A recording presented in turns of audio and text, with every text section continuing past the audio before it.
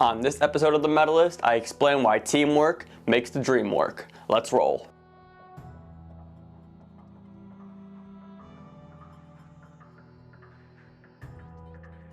Reaching extraordinary levels of success is like climbing Mount Everest.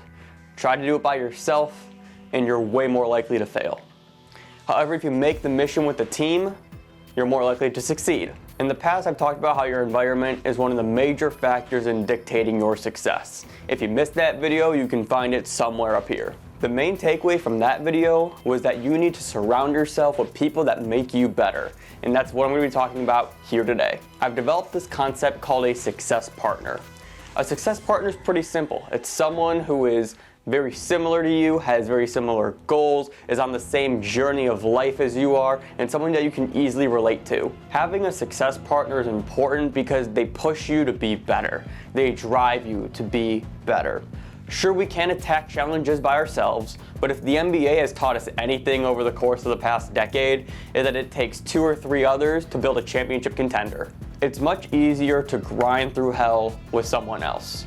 Whether it's LeBron and Dwayne Wade, or Ash and Pikachu, having that partner to go through life with is beyond beneficial. I have multiple people who I consider my success partners. First off is my cousin Mike, who is my first guest on my interview show, Iron Sharpens Iron. If you missed that video, link somewhere up here. Me and Mike are basically brothers. We grew up 3 months apart, and we've been in this content space for about a decade, so I bounce every single creative idea I have off of him, and I also love the way that he thinks. My friend Shane is who I use if I have a new philosophy or if I'm just thinking about a few things I need to bounce those ideas off of. So that's where a lot of my video ideas actually come from, my conversations with him. My friend Liv is this wonderful competitive butterfly of a human, and we always leave our talks with at least one of us being super energized. My friend Mike, and yes, there's a lot of Mikes here, is just entering the content creation space as well.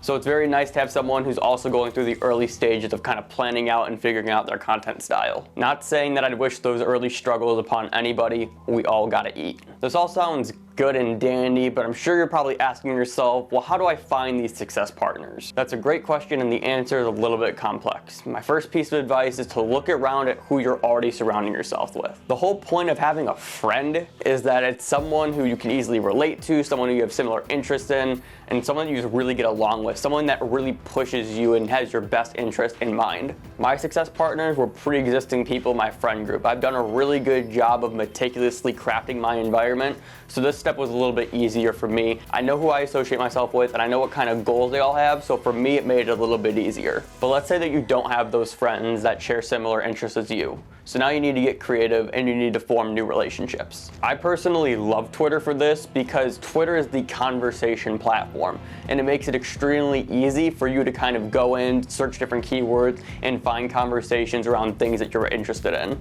Keep entering enough conversations and eventually connections will form. Back in 2012, I got my hand into NBA Twitter, and that was back when NBA Twitter was really just started forming. I started interacting with a very small group of NBA writers and quickly became very good friends of mine. I consider one of them an older brother for me. I respect everything that he says, and he kind of gives me the brutally honest feedback that I need at times, which I really appreciate. And I consider the other a really good friend who I actually meet up in person with multiple times a year. All that said, watch for snakes. I'm gonna make a different video about this coming up in the future, so if you're excited for that, hit that subscribe button so you don't miss it. But yeah, this is really interesting and awkward. It's a risk that you have to take, but just know it's kind of part of the game. I often think of the famous Richard Jefferson clip. Help him up! Help him up! Help him up! Help him up! Help him up! We got you. It's one of those things where it often runs through my head multiple times a week. To me, having a success partner is crucial for success. It's someone that drives you to be better, pushes you to your best, holds you accountable, and someone who can relate to things that you're going through so that you kind of have that shared bond. Not only will you improve from this, but they will as well. It's mutually beneficial for everybody involved. We all need another all-star caliber player in our lives, someone that will help us make it to the top and hoist up that championship trophy.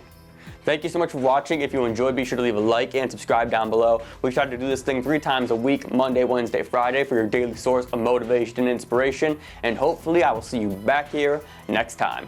Peace.